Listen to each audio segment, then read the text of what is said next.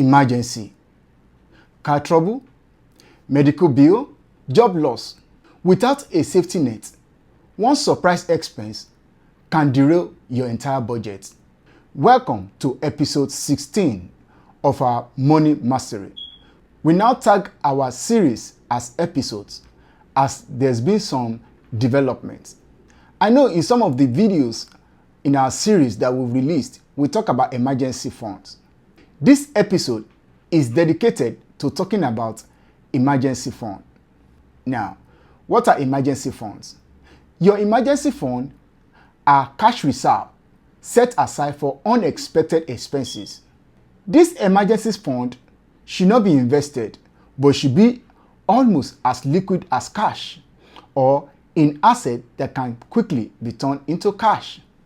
We can think of those emergencies as car repairs, ER visits, job layoff, or some urgent travels. You may ask, what should be the optimum emergency fund that you should have as an individual? Now, it depends.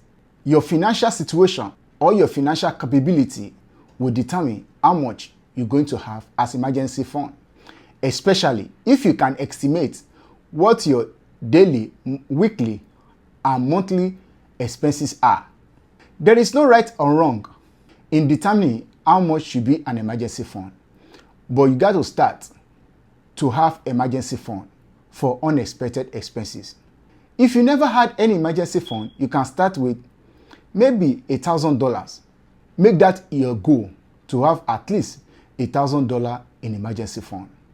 Your ideal target possibly should be emergency fund that could be able to take care of your expenses for the next 3 to 6 months.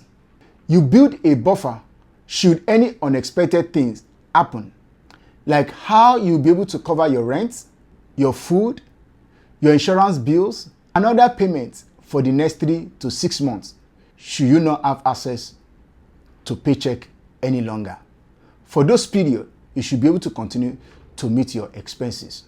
If you are self-employed, because your inflow are not regular, any amount you have, you can start planning to say, okay, for the next 6 to 9 months, should I have some additional protection? That should be an emergency fund. Should there not be any contract that will bring inflow? Are you able to cover your expenses for the next 6 to 9 months? As we have suggested, where should you keep your emergency funds? Your emergency funds should be in a place where you can easily access them. For example, you can have them in high-yield savings accounts, like there are some high-yield accounts that can pay you up to 4%.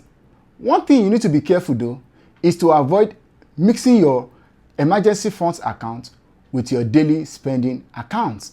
Friends, you don't build wealth from scratch. You build your wealth from a secure foundation. An emergency fund may be that foundation.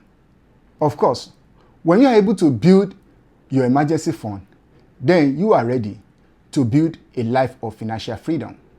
What are the advantages of keeping an emergency fund? It keeps you away from going into high interest debts. It reduces financial anxiety. It enables smart decisions, not desperate ones during crisis. It's also first step before aggressive investing. Let us know in the comment section if you have an emergency fund in place. And if not, what's stopping you from having an emergency fund? Your emergency fund need not to be huge amount of money. Just start keeping a little amount, at least $500 to $1,000 as starting point. Again, friend, like our page, comment, share, and subscribe to our channels. See you in the next video.